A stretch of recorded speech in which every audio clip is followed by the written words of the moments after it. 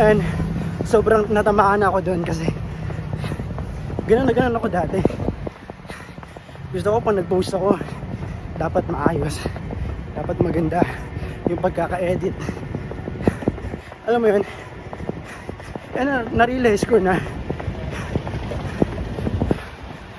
I'm doing this to impress everyone, na wala naman silang ambag sa buhay ko.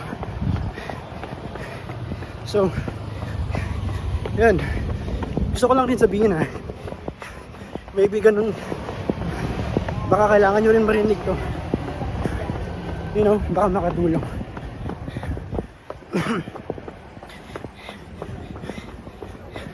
You know, we're trying to project different character sa ibang tao, and most of the time yung character na project natin, hindi naman talaga tayo yun. Gusto lang natin magmukhang ganun.